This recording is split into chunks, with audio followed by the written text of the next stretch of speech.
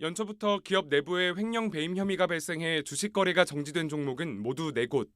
1월 오스템 임플란트와 세영 DNC, 지난달 계양전기와 휴센텍 등 이들 기업의 횡령 배임액은 모두 2,850억 원에 달합니다.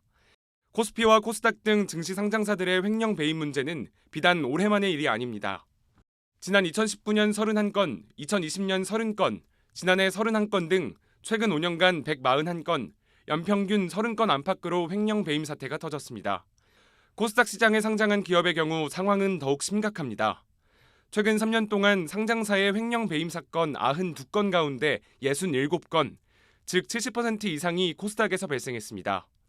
더 큰 문제는 상장사들의 이러한 횡령이 증시 퇴출이라는 결과를 낳는다는 겁니다. 최근 5년 사이 코스닥 시장에서 상장 폐지 또는 상장 폐지 기로에 놓인 기업은 38곳. 그 이유를 살펴보니 횡령 배임 사실 확인이 11곳으로 전체의 30%에 이르렀습니다. 잊을만 하면 발생하는 상장사의 횡령 사건으로 주가가 곤두박질치면서 개인 투자자들은 날벼락을 맞고 있습니다. 한국경제TV 문형민입니다. 상장사 횡령 배임 사건, 투자자라면 남의 일이 아닐 수 있습니다. 단순 개인의 일탈로 치부할 수 없는 이유, 지금부터 심층 분석합니다. 증권부 박혜린 기자 나와 있습니다. 박 기자, 우리 시청자들이 많이 찾았습니다. 오랜만에 나왔는데 올 들어 이제 횡령 사고 하면 오스템 임플란트 사건이 이제 바로 떠오르는데 그 외에도 3건이나 더 있었습니까? 네, 맞습니다. 앞서 문 기자 리포트에서도 보셨듯 오스템 임플란트를 비롯해서 계양전기는 올해만 해도 총 4곳의 상장사에서 횡령 배임 사건이 발생을 했습니다. 예. 이로 인해 가슴앓이를 하고 계신 소액주주만 약 5만 8천여 명이나 됩니다. 보시는 것처럼 이 상장사들의 주가는 이렇게 멈춰선 상태인데요. 거래 정지된 주가를 기준으로 이들의 투자금은 1조 3천억 원에 달합니다. 올해만 해도 벌써 이런 상태니까 현재 횡령에 따른 거래 정지로 발이 묶인 소액주주는 적게 잡아도 수십만 명에 이릅니다. 이렇게 많은 분들이 마른 하늘에 날벼락을 맞은 기분으로 황망해하고 계실 텐데 오늘 심층기획에서는 상장사들의 횡령이 왜 이렇게 빈번하게 발생을 하고 있는 건지, 그렇다면 이를 근절할 수 있는 방안은 없는 건지 집중적으로 다뤄보도록 하겠습니다. 네, 이번 사례를 보면 우량주에 투자하시는 분들이라도 횡령 사고를 피해갈 수 없다라는 말이 되겠는데 네. 그렇다면 궁금한 건 이제 보상입니다. 주주들이 이런 횡령 사고에 대해서 보상을 받을 수 있을까요? 네, 사실상 어렵다고 봐야 합니다. 어렵습니까? 네, 인과관계를 밝혀내기가 굉장히 어렵기 때문입니다. 인과관계를 밝혀내기가 어렵다. 횡령이 발생하면 보통 뭐 자연히 상패 가능성도 있는 거고 주가가 급락하기 때문에 굉장히 피해가 어떻게 보면 좀 당연하게 연결이 되는 것 같은데 인과관계를 증명할 수가 없다고요? 네, 그렇습니다. 유명 피자 브랜드 미스터 피자의 모기업인 MP그룹, 현재는 MP 대산으로 불리는 이 기업의 사례를 한번 보시겠습니다. 예. 보시다시피 거래 재개 이후 주가가 빠르게 하락을 했습니다. 대부분 이런 상태입니다. 그런데 이 주가가 왜 하락을 하느냐? 정말 횡령으로 하락하는 게 맞느냐? 이걸 입증해내기가 굉장히 어렵다는 겁니다. 주주들로선 당연한 것 아니겠느냐? 이걸 입증할 필요가 있느냐라고들 생각을 하실 텐데요. 입증해야 합니다. 만약 10만 원짜리 주가가 5만 원이 됐다. 정말 여기에 다른 여지가 없이 이 횡령만으로 5만 원만큼의 주가가 하락했다. 이걸 증명해내기가 굉장히 어렵다는 게 전문가들의 입장입니다. 예. 관련해서 제가 오스템 임플란트 주주들의 집단 소송을 맡은 오킴스 엄태섭 변호사를 인터뷰했습니다. 한번 들어보시죠. 사실 많지는 않습니다. 일단은 손해가 없어서 인정이 안 된 게 아니라 그 손해와 이 회사의 과실과의 인과관계를 입증하는 데 대부분 다 실패했거든요. 인과관계를 입증해야 돼요. 내가 살 때는 정상적으로 샀는데 그게 사후적으로 횡령이라는 범죄 행위로 인해서 주가가 하락했다라는 것을 입증을 해야 되는데 주가 하락의 원인이 횡령만이냐? 얼마든지 반박할 수 있죠. 사실 그 입증하는 게 어렵거나 거의 불가능한 상황에 이르르죠. 네, 예를 들어 오스템 임플란트와 같은 상황에선 시장의 점유율이 줄어들었다, 업황이 나빠져서 주가가 하락한 거다, 이렇게 반론을 할 수 있는 겁니다. 네, 횡령 사후에 주주들이 소송을 통해서 보상을 받는다는 게 거의 불가능하다 이런 얘기고 그렇다고 이런 횡령 사고가 날 때마다 그냥 운이 나빴다 하고 그냥 당하고만 있을 수는 없는 거지 않습니까? 이 부분을 어떻게 해결할 수 있는 방법은 없을까요? 네, 기업 입장에선 보통 개인의 일탈이다 이렇게 치부를 합니다. 그런데 여기서 논의가 그친다면 계속해서 이런 일들이 발생할 수밖에 없겠죠.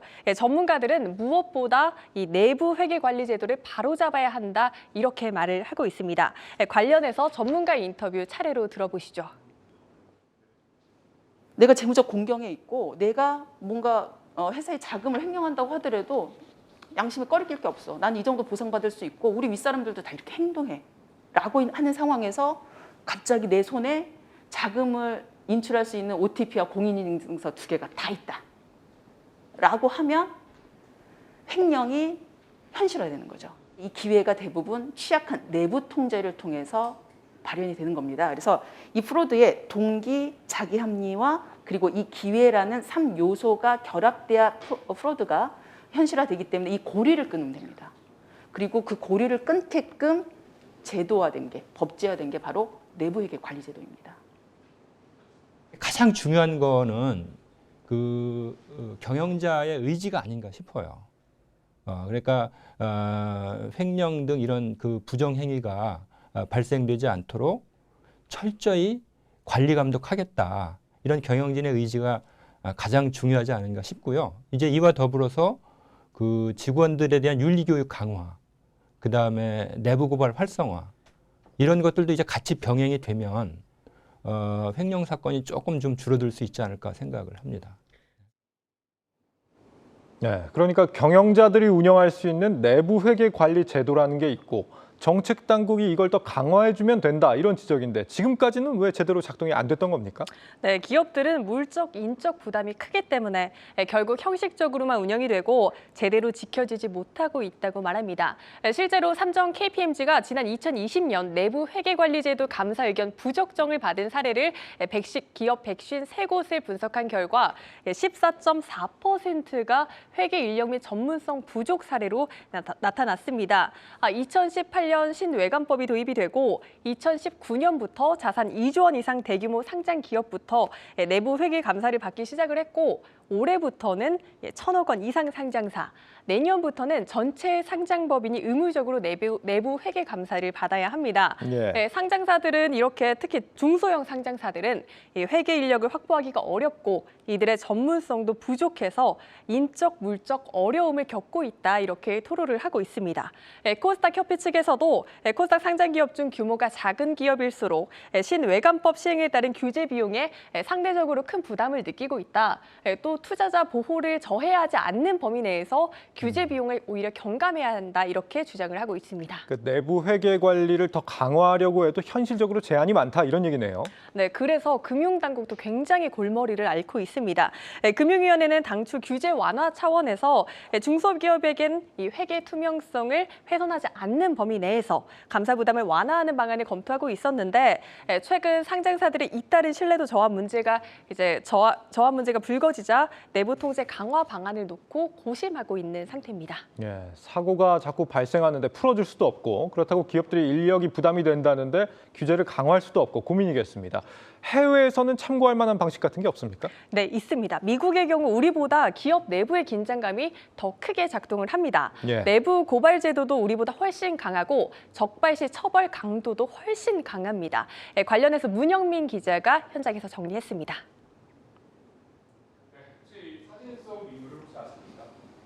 미국 횡령 사건 역사상 손에 꼽히는 인물인데요. 이 페레그린 파이낸셜 그룹의 대표이사였던 러셀 바센도르프입니다. 이 러셀이 회사로부터 횡령한 돈은 2억 1,500만 달러로 우리 돈으로 환산했을 경우 2,500억 원이 넘습니다. 최근 오스템 임플란트 재무팀 직원이 횡령한 규모와 비슷한 거죠. 이 러셀은 징역 몇 년형을 구형받았을까요? 2013년 시카고 연방법원은 러셀에게 징역 50년형을 구형했습니다. 이 해당 사건을 심판했던 시카고주는 500달러 이하의 횡령액도 최대 1년이라는 형량을 부과하고 있습니다.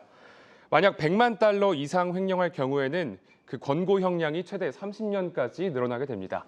러셀 사건처럼 이 사안이 심각하고 피해자가 많을 경우에는 추가로 형량이 부과되는데요. 가중처벌 시에는 상한선도 없습니다. 이 미국의 다른 주도 처벌 형량은 비슷하게 높은 수준을 유지하고 있습니다.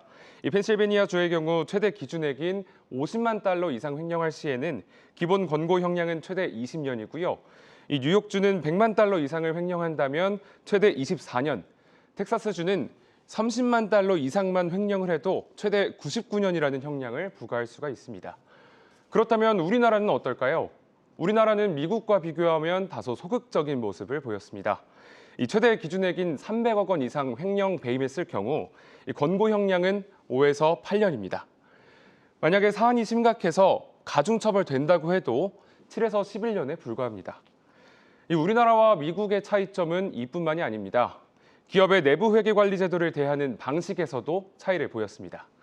이 우리나라가 내부 회계 관리 제도의 문제점과 미비점을 찾아서 처벌하는 데 중점을 둔다면 미국의 경우는 기업에게 자율성을 부과하고 잘 운영했을 때 보상하는 방식으로 대응하고 있습니다. 이 미국은 기업 경영진과 이사회가 내부 회계 관리 제도를 충실하게 설계하고 잘 운영한다면 이 물적 인적 부담을 완화시켜주고 있습니다. 뿐만 아니라 기업 스스로가 내부 회계 관리 제도의 문제점을 자진 신고할 경우에는 이 금전적 제재를 경감 또는 면책해주는 강력한 인센티브를 마련해놨습니다. 이처럼 우리나라는 횡령 범죄 형량 수준이 낮고 이 처벌 위주의 내부 회계 관리 제도를 운영하는 반면에 미국은 횡령은 꿈도 못 꿀 정도로 처벌 수준은 높고 이 잘 운영했을 경우 인센티브까지 확실하다는 장점이 있었습니다.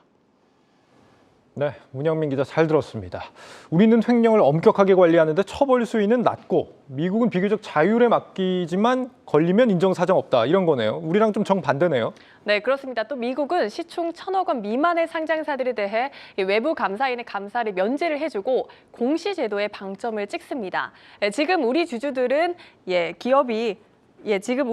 주주들은 갑자기 마른 하늘에 날벼락을 맞는 형태잖아요. 미국의 경우 경영자가 이 내부 회계 관리 제도를 스스로 평가를 하고 취약점이 있으면 자본시장에 공시를 하게 합니다. 우리 회사는 내부 통제 시스템을 갖추기에 인적, 물적 한계가 있어서 추후 문제가 생길 수도 있다. 이 점은 알고 계셔라 이겁니다. 이를 보고도 주주들이 이 회사의 사정을 받아들이고 성장성에 베팅을 한다고 하면 리스크를 안고 투자를 하게 되겠죠. 그리고 정말 문제가 생기더라도 적어도 내가 이렇게 내부 통제 시스템이 미흡한 기업에 투자했었다. 이런 리스크는 일부 책임을 질 수 있는 겁니다. 이건 대표이사에게도 유인이 됩니다. 이렇게 공시를 하고 난 뒤 문제가 생긴다면 대표이사의 책임을 경감하는 방식으로 이루어지다 보니까 투명한 공시에 대한 니즈가 발생을 하게 되는 겁니다. 따라서 전문가들은 지금도 이미 규제 사항은 충분히 많다. 기업이 적극적으로 공시를 강화할 수 있는 방안을 마련해야 한다. 이렇게 조언하고 있습니다. 미국 제도랑 같이 한다라고 하면 내부 감사 비용을 부담시키지 않는 대신에 경영자가 스스로 평가하고 우리 회사의 내부 통제가 취약하니 투자자분들은 이 점을 인지하시고 투자하십시오라고 미국처럼 공시만 한다라고 하면 투자자가 그거는 스스로 그 실패에 대해서도 책임을 지면 되는 구조이고, 그래서 감독당국은 경영자가 정직하게 내부 회계관리제도에 대한 평가 결과를 공시하지 않는 그 자체에 대해서 감독하고 제재를 해야지, 중요한 취약점이 있으면 있다라는 걸 정확하게 공시할 수 있게끔 하는 방향으로, 정확한 공시에 초점을 맞추는 방향으로 감독 방향이 가야 된다라고 생각하고 있습니다. 네, 확실히 미국의 방식이 지금보다 좀 합리적일 수 있겠습니다만 또 너무 자율 규제로 가면 안 걸리면 그만 아니냐 이렇게 생각할 수도 있기 때문에 정책 균형을 좀 잘 잡아야겠습니다. 마지막으로 오늘의 이 뉴스튜브 제목과 해시태그 어떻게 뽑아볼까요? 네, 속으로 잡겠습니다. 속고 또 속고 속 타는 개미들. 속 쓰린 규제보단 당근을 이렇게 잡아보겠습니다. 네, 알겠습니다. 증권부 박혜린 기자였습니다.